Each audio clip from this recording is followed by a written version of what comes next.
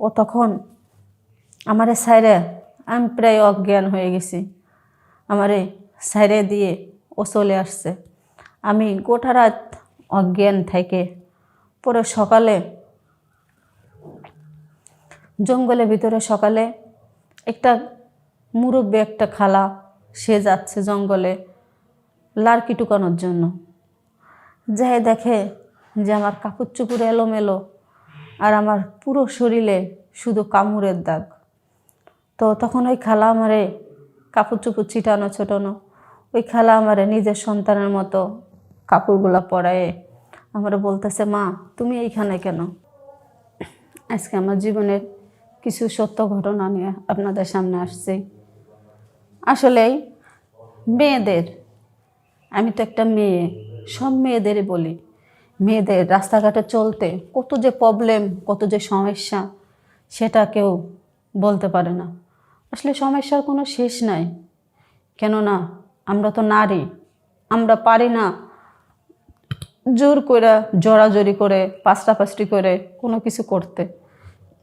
কেননা একটা পুরুষ যদি একটা মেয়েরা ধরে, তখন কিন্তু সে যতই শক্তিশালী মেয়ে হোক, পুরুষের কাছে কিন্তু এমনিই ক্লান্ত, এমনিই কিন্তু তখন পুরুষের কাছে নার্ভাস হয়ে যায়, কেননা সে পুরুষ আর আমরা মেয়ে। তো আমি একটা ছোটোখাটো কোম্পানিতে চাকরি করি। প্রতিদিন 5টা বাজে ছুটি হয়। এরকম 5টা বাজে ছুটি হলে আমার বাসায় যাইতে আধা ঘন্টা লাগে। তো সন্ধ্যার আগে আমি বাসায় চলে যাই। তো রাস্তাঘাটে তো আর আমার সন্ধ্যা হয় না, রাত হয় না, তো আমার কোনো সমস্যা হয় না। আর আমি যে এলাকাটায় থাকি, আসলে এলাকাটা খুব ভালো। তো আমার কিছু মানে সেরকম প্রবলেম পড়লে, তাদেরকে হেল্প চাইলে, তারা আমার ছোট ভাইয়ের মতো কিছু ভাই আছে, তারা আমারে হেল্প করে। আসলে ওই দিনকে আমি যাইতাছি, রাত 10টা বাজে ছুটি হয়েছে। 10টা বাজে ছুটি হইলে যখন আমি রাস্তা দিয়ে যাইতেছি, তখন একটা অটো ড্রাইভার ও আমাকে পিছে পিছে ফলো করতে করতে অটো নিয়ে যাইতেছে। আসলে আমার বাসায় যাইতে সামান্য একটু দূরে, রাস্তাটা খুবই নির্জন, জঙ্গল চারো সাইডে, মাঝখান দিয়ে রাস্তা। সেরকম রাত হইলে সেরকম গাড়ি ঘোড়াও চলে না, চললেও কম। তারপরে একদিন, ওই দিনকে আমি যাচ্ছি, 10টায় ছুটি হয়েছে, আমি যাচ্ছি, যাইতে সময় এখন অটো ড্রাইভার তো আমার পিছে পিছে যাচ্ছে।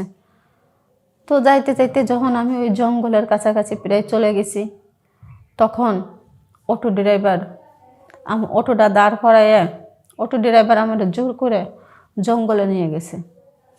নিয়ে যাওয়ার পরে জঙ্গলে যত নিয়ে গেছে, ও নিয়ে যেয়ে ওর ইচ্ছা মতো মিটানোর পরে ও তখন আমারে সাইরে, আমি প্রায় অজ্ঞান হয়ে গেছি, আমারে সাইরে দিয়ে ও চলে আসছে। আমি গোটা রাত অজ্ঞান থেকে পরে সকালে জঙ্গলের ভিতরে সকালে একটা মুরব্বী একটা খালা সে যাচ্ছে জঙ্গলে লার্কি টুকানোর জন্য। যাই দেখে যে আমার কাপড় চোপড় এলোমেলো আর আমার পুরো শরীরে শুধু কামড়ের দাগ। তো তখন ওই খালা আমারে কাপড় চোপড় ছিটানো ছোটানো, ওই খালা আমারে নিজের সন্তানের মতো কাপড়গুলো পরায়ে আমার বলতেছে, মা তুমি এইখানে কেন? তখন আমি ওই খালারে সম্পূর্ণ কিছু ভেঙে বলি। তখন ওই খালা বলতেছে, মারে মেয়ে মানুষ ওদের অনেক জ্বালা, অনেক সমস্যা। তাইলে তুই যে মেয়ে হয়ে তুই যে এই রাস্তা দিয়ে তো রাত্রে চলাফেরা করতেছিলি, তোর কি ভয় নাই? তুই যদি একটু সতর্ক হইতি, তাহলে আজকে তোর সঙ্গে এরকম কোনো কিছু হইতো না। তখন আমি বললাম, খালা আমার প্রতিদিন অফিস 5টা বাজে ছুটি হইলে আমি যে চলে যাই 5:30 বাজে বাসায় পৌঁছায় যাই, আমার কোনো সমস্যা হয় না।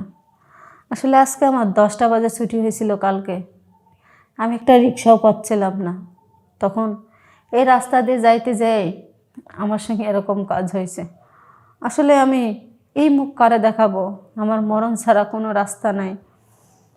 তখন ওই খালা বলল, দেখ মা, মারা গেলেই জীবনের সব সমস্যার সমাধান হয় না, কেননা বাঁচতে শিখ।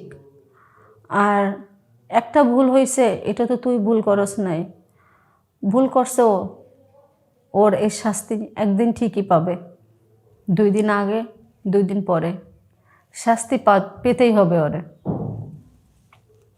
আর তোর সঙ্গে যে কাজটা করছে, উপর আল্লাহ দেখিস একদিন ওর মেয়ে দিয়ে হোক, ওর বোন দিয়ে হোক, বা ওর বউ দিয়ে হোক, যেভাবে হোক এইটা প্রতিশোধ ঠিকইও পাবে।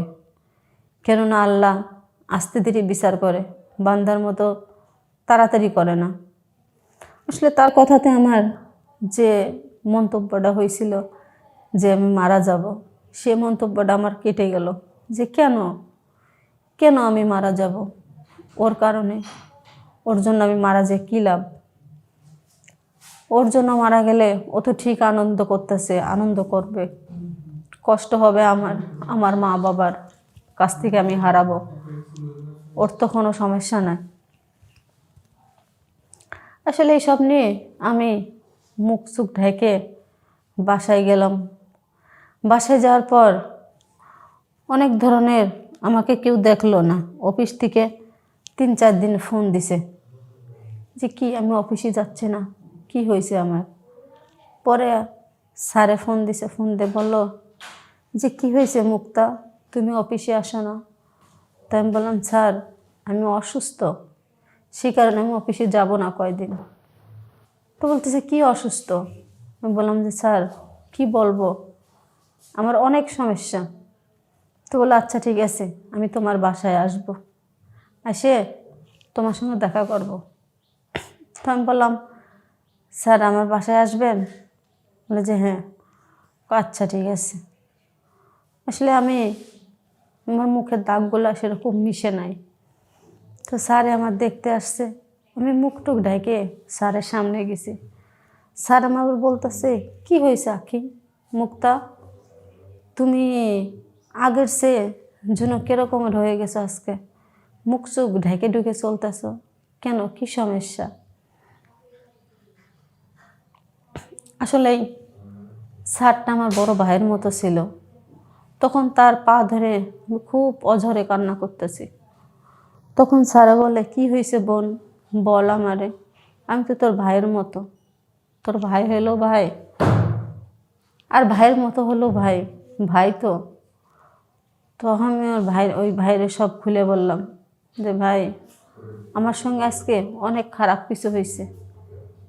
তখন শোনার পরে সে বলল যে দেখ, রাস্তাঘাটে শিয়াল কুত্তা থাকেই সবসময়, সেইটা থেকে, শিয়াল কুত্তা থেকে বাঁচার জন্য নিজেরা সেফ হয়ে চলবে, আর কখনো এরকম কোনো কিছু করবি না।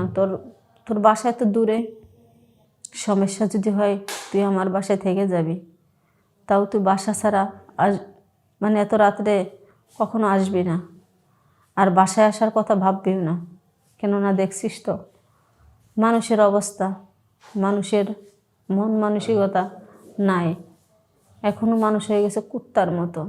শিয়াল কুত্তা যেরকম একটা হাড্ডি ফেললে দেখোস না কেমনে টান্নে ছিঁড়ে খাওয়ার জন্য মারামারি ফাড়াফাড়ি করে, তোরা হলো তাই, তোরা মেয়েরা হলো নরম, মায়ের জাত, তোদের সঙ্গে খারাপ কিছু হইলে কোনো মানুষের সহ্য করতে পারবে না। আসলে আমার ভাইও আমাকে অনেক বুঝাইলো, বোঝানোর পরে আমার যা কিছু হয়েছে হোক, আমি ঘুরে দাঁড়াইতে শিখলাম। আমি আগের মতো এখন অফিসে যাচ্ছি, চাকরি করতেছি, আসতেছি, এখন সুন্দর করে জীবন কাটাইতেছি। যে জিনিসটা আমার সঙ্গে ঘটছে সেটা ভুলে যাওয়ার চেষ্টা করতেছি। এক পর্যায়ে আমি ভুলেও গেছি, এখন আমি ভালো আছি। আপনারা দোয়া করবেন যেন আমি আরও ভালো থাকতে পারি, আর এগুলো যেন আমি ভুলে যাই। আমার জীবন অতীতে যা হয়েছে সব যেন অতীতের মতো চলে যায় আমার জীবন থেকে। ভালো থাকবেন, সুস্থ থাকবেন।